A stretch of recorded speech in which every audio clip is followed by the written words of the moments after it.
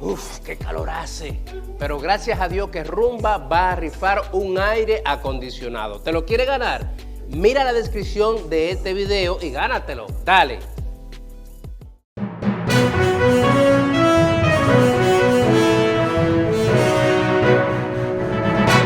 Hoy conversamos con la doctora Yulisa Alonso y estamos hablando de estrés oxidativo. Doctor Ángel González Medina. Sí, Yulisa, algo importantísimo es poder saber si existe, si hay disponibilidad de algún biomarcador, es decir, alguna sustancia que podamos detectar en la práctica clínica, ya no solamente lo que podemos percibir en el examen físico de un paciente, sino si podemos hacer determinaciones. ¿Y cuáles son esas determinaciones que nos dicen a nosotros que ese paciente tiene estrés oxidativo? Y enganchar esto con el estrés oxidativo, con el impacto que tiene en el sistema cardiovascular. Sí, hay un grupo de marcadores que son los mismos radicales libres que se miden en sangre, pero la utilidad clínica sigue siendo debatida porque se pueden determinar, pero el asunto es que hay que correlacionar esto con los daños a nivel orgánico. O sea, hay que hacer otras pruebas. Por ejemplo, se está usando ahora mucho lo que es la radioabsorción, buscando lo que es realmente la masa de grasa y entonces poder determinar ahí que realmente hay una correlación con que haya oxidación de lípidos y los marcadores que estamos midiendo en sangre. Otros marcadores que se usan para estrés, que ya es crónico, son los marcadores del nivel de cortisol y entonces las determinaciones tienen que ser medidas con mucho cuidado. Hay investigaciones que van apuntando a buscar marcadores nuevos, pero el asunto es que siempre tiene que correlacionarse con la clínica, de ver ya evidencias de cómo se está manifestando en los órganos. Sí, la proteína C reactiva de esta sensibilidad, yo sé que en algunos casos puede orientarnos, no siempre, pero... Sí, hay investigaciones que asocian la proteína C reactiva junto con los radicales libres y como quiera también trata de buscar la cantidad de grasa, porque esa cantidad de grasa nos habla de lo que es el envejecimiento vamos a decir, la oxidación general, porque de ahí es que viene la principal fuente de oxidación. Correcto. Una pregunta, ¿y cómo? Porque yo, por ejemplo, aquí soy una aparte. Una periodista. No, una primitiva. No, una periodista. Tú representas al pueblo. Es verdad, exactamente. Represento al pueblo. Tú representas al pueblo. Esas preguntas que las personas quieren hacer, porque ustedes como profesionales a veces o sea, como ya tienen el vasto conocimiento, no piensan o quizás no le llega la interrogante que quizás las personas tienen. Pero ¿cómo yo sé que yo tengo estrés oxidativo? O sea, ¿cómo yo digo, espérate, yo estoy teniendo estas conductas, estos síntomas, pero quizás es estrés, quizás estoy así porque tengo mucho trabajo, porque no estoy haciendo ejercicio, estoy comiendo mal, pero ¿cómo yo me doy cuenta que estoy teniendo esta situación? Bueno, para estrés hay formularios, en primer lugar, claro. Estrés general. Y luego siempre va a necesitar el acompañamiento de un médico empezando por la puerta del internista, que le evalúe que si es un joven y ya tiene manifestaciones que no debe, algunos signos y síntomas que no debería de tener, como por ejemplo estos grandes deterioros cognitivos, que empiezan a tener... Persona que se le olvida de todo, lo más elemental. Ahora le dicen el humo, la bruma. Que todo el mundo cree que fue porque le dio el COVID nada más. Pero hay gente que lo está teniendo porque tiene esa falta de reparación, ese estrés oxidativo altísimo, y ya las neuronas no están mandándose la señal como debe de ser. Y es como si estuvieran empezando con un debut de un Alzheimer. Y no tiene por qué ser Alzheimer, sino estrés acumulado.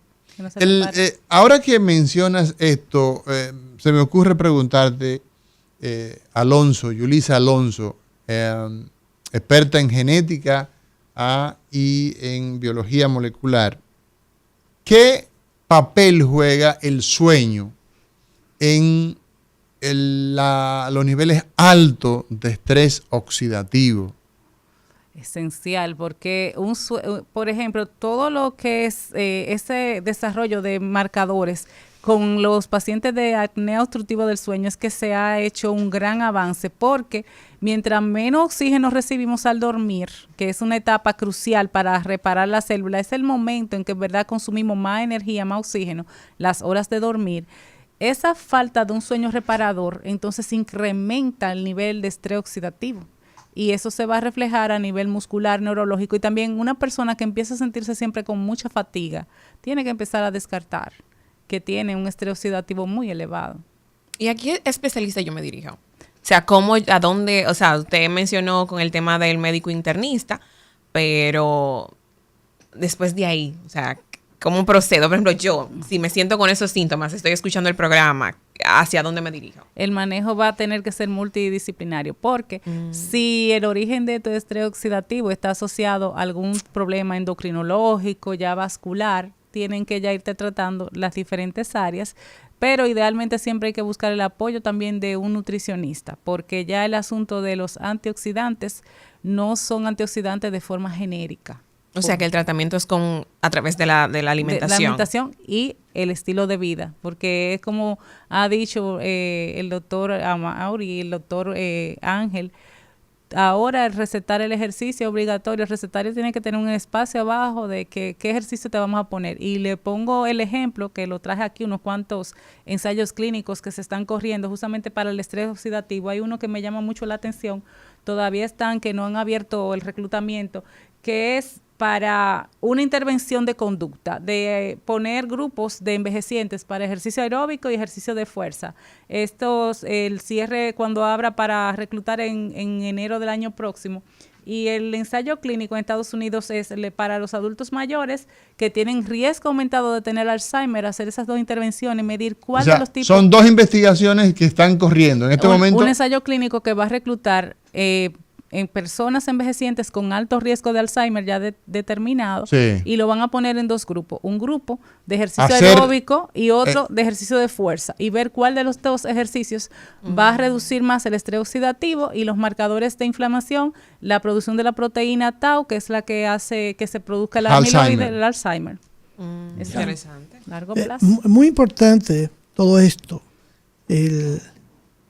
un aspecto fundamental que es bueno también aclarar. Sabe que con mucha frecuencia la gente te dice, tomo vitamina C, tomo glutatión, tomo esto, como antioxidante. Y es bueno incluso aclarar esta situación, porque a pesar de que sí sabemos que estas sustancias tienen efectos positivos, hemos tenido los ensayos clínicos reales, es decir, ya no los ensayos preclínicos, los ensayos clínicos han sido confusos.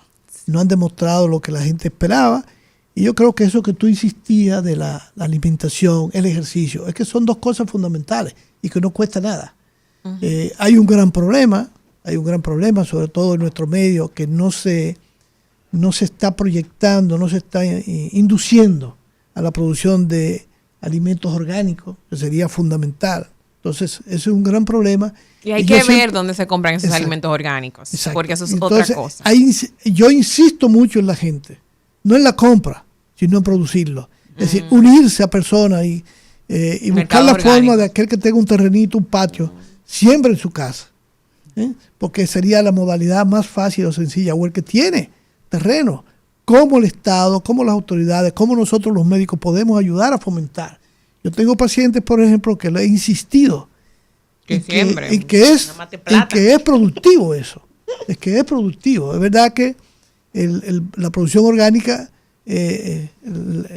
la cantidad que va a producir es menos, pero eso tiene un valor. Sí. Y la gente lo va a consumir. Y si hay una mayor producción, el precio va a bajar. Entonces, yo creo que eso es fundamental. A nivel, ya tú has hablado de Alzheimer y de la afección neurológica, a nivel cardiovascular, sobre todo, ya mencionamos un poco sobre la hipertensión, pero la enfermedad arterial coronaria. Sobre todo a propósito, yo quería hablar de todo esto porque, como tú decías hace un momentito, ahora todo el mundo que tiene cualquier cosa, todo es después del COVID. Y sobre todo después de la vacuna. Sobre todo después de la vacuna. Porque existe una satanización de la vacuna y existe también un mundo que piensa que todo es post-COVID. Antes de ayer me mandaba alguien de los Estados Unidos, un grupo de científicos hablando de la vacuna y del daño que han hecho. Entonces yo le devolví con la cantidad de millones de personas que se han salvado con el tratamiento de la vacuna. Oye, tú no te puedes llevar de un grupo de gente que cuando tú lo ves en la presentación, lo primero tú comienzas a dudar es que son científicos. Entonces, a la población también hay que orientar lo que es. Además, la ciencia se basa en evidencia. Evidencia, no es de que alguien me dijo y que reportó, no. Demuéstrame la documentación. Eso tiene que ser evidente. Con evidencia, o sea, no importa de dónde usted esté conversando, no importa que sea inglés, que sea alemán, que sea dominicano, lo que tiene que presentar son evidencias respecto de lo que está planteando, porque así es como funciona la ciencia, hay que demostrar las cosas. En relación con el tema que nos ocupa del estrés oxidativo, has mencionado industrialización como uno de los grandes problemas de los alimentos. Sabemos la falta de ejercicio que realiza las poblaciones. De hecho, hay una noticia que hemos comentado en el día de hoy.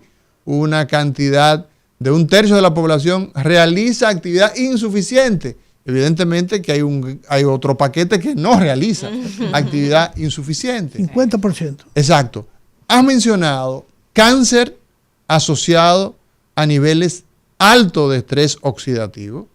Has hablado de hipertensión, has hablado de diabetes, enfermedades neurodegenerativas. O sea, todo lo que pesa, Yulisa, desde el punto de vista de salud, las principales causas de muerte, Malena, en el mundo es la enfermedad cardiovascular, cáncer, enfermedad cerebrovascular.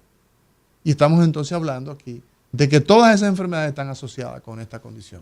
Sí, porque en los tumores, más del 50%, depende de la investigación en la que te enfoques, tienen mutación de una proteína que es lo que se le llama el guardián del genoma, que es P53, y entonces esa proteína es la que puede controlar que si la célula está enferma se vaya a morir. Entonces, ¿qué pasa con el estrés oxidativo? Cuando aumentan estas sustancias que son inestables con el oxígeno, eso va a impedir que las células se puedan entrar en ese mecanismo de muerte y reparación. Eso también aplica, retomando también la pregunta del doctor González, para la enfermedad cardiovascular, porque hay un proceso ahora que se está estudiando mucho, que es un proceso que tiene un nombre muy jocoso, porque tiene que ver mucho con la energética, porque hay un prefijo de latín que es piro, que es calor. Entonces hay un proceso de muerte que genera energía libre como calor, se llama la piroctosis, y está asociada con el daño en los vasos sanguíneos y todo lo que es la lesión del músculo cardíaco, que es el que nos mantiene vivos, porque si ese músculo nos falla, ya usted se imagina que esa sangre sin poder circular nos vamos a morir, nos faltan todos los nutrientes, el oxígeno y se acumula todo. Entonces, el tener ese estrés oxidativo sin control te va a empujar a las células musculares a morir de forma torpe, a tener necrosis. Y entonces es por eso que tenemos que usar antioxidantes, pero validados científicamente, porque lo que decía el doctor, a veces la persona, si le decimos empieza a tomar antioxidantes, empieza a consumirlos sin control en dosis muy elevadas, y también hay evidencia de que el exceso de antioxidantes externos, que no son los que producimos en la célula, que la célula tiene un control como un tope, porque la célula dice, yo necesito quitar estos radicales libres, estas sustancias que me están oxidando, y el cuerpo se va a parar. Pero si tú empiezas a consumirlo, se ha demostrado en muchas enfermedades, sobre todo la misma neurológica y cardiovasculares, que consumir exceso de antioxidantes te empeoran el cuadro. Entonces, por eso es que hay que ir a donde un profesional que te esté midiendo los niveles. Eso no es de que yo voy a arrancar a comprar vitamina C y a beberme 2 gramos diarios, que he escuchado esa práctica, claro, es mala práctica. Claro, oye, lo mismo con la vitamina D. Yo siempre he enseñado que la vida, el organismo es un equilibrio. Sí. Y que mientras más cerca usted esté de esa frontera, de esa línea que yo la dibujo en la pizarra, que es el equilibrio, mejor calidad de vida, mejor supervivencia. Eso es sumamente importante. Una pregunta importante, Yulisa. Ahora hablando ya no solamente del consumo de antioxidantes, sino ¿qué alimentos serían recomendables para mantener ese balance que nos pudiera permitir a nosotros? Ya sabemos que el sueño es importante, que el ejercicio es sumamente importante, que comer alimentos naturales son importantes, pero dentro de los alimentos que tienen esa capacidad de reducir la oxidación, ¿qué nos recomienda? Lo voy a poner local, porque siempre la gente empieza a decir recomendaciones y empieza por la de alto nivel de evidencia, empieza por las berry, y empieza blueberry, y el dominicano no puede comprar blueberry. Entonces, púseme que, ¿verdad? Sí. Me puse un poco un gusto, ahí. Es un gusto. Entonces, vamos con lo que y se el puede. Kiwi también. Vamos, limón. El limón. Claro, el limón tiene vitamina C. Claro. Naranjas locales. Vamos también a consumir repollo, que se produce el repollo, y sobre todo si se produce y se hace tipo fermentado, que tiene muchísimo nivel de evidencia, sobre todo porque en la cultura asiática tiene un alto consumo de los fermentados. Todos esos probióticos reducen, eso tiene mucha evidencia. O sea, uno se entra a buscar en la base de datos científica avalada, evaluada, y tienen cientos de trabajo del efecto de los probióticos de los fermentados. O sea, usted coge su repollo, lavarlo bien, picarlo con agua un poco caliente, ponerlo en un frasco, usted en su casa hace un encurtido con eso. Y que ¿por qué bueno además para el estómago? ¿Por qué tiempo debe? Las recetas aparecen en internet y uno tiene que tener un frasco bien estéril y ponerle el agua caliente y hace un fermentado. También ya lo venden en el supermercado. Sí. Yo a veces lo compro, a veces soy un poco vaga, porque es artesanal, porque es algo local. Y lo puedes hacer en la casa. Lo puedes hacer en la casa. Repollo, zanahoria, un poquito ahí. Y sostiene mucho. Bastante. Y aparte de eso, el fermentado está demostrado que reduce la oxidación. Ya. Entonces, tenemos algunas limón, zanahoria, naranjas. Y repollo. Chinas, no digan naranja, porque si dicen naranja, la gente va a pensar que es la naranja importada, que es bastante costosa y muy buena, por cierto. Pero China. Carambola. Sí. Las carambolas tienen mucha vitamina C. Sí. Los vegetales, otros vegetales verdes o rojos. Sí, todos los pimientos que están siempre, todo el año tenemos pimientos. ¿Qué utilidad tiene el uso o el consumo de, por ejemplo, estos cítricos que han mencionado a temperatura ambiente versus cuando los colocamos, por ejemplo, llevamos mezclados con hielo? ¿Qué hay de cierto en la pérdida de la cantidad de esa vitamina C frente al metal, frente a la temperatura muy baja? Vamos aquí a tomar todo de la física. El problema con la temperatura baja es que para que las sustancias se muevan de un espacio a otro y así mismo en el cuerpo, van a necesitar más energía. Entonces eso va a depender de qué tanto usted lo congeló para que se pueda producir el paso de la sustancia.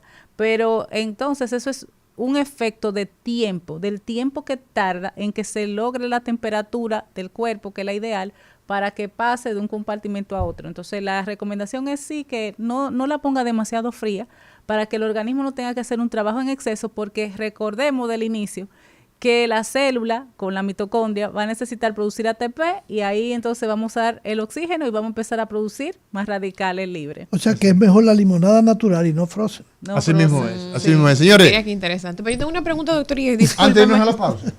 Algo muy, muy breve sobre la vitamina C. Sabemos que las venden en tabletas y también la naranja es una fruta rica en vitamina C.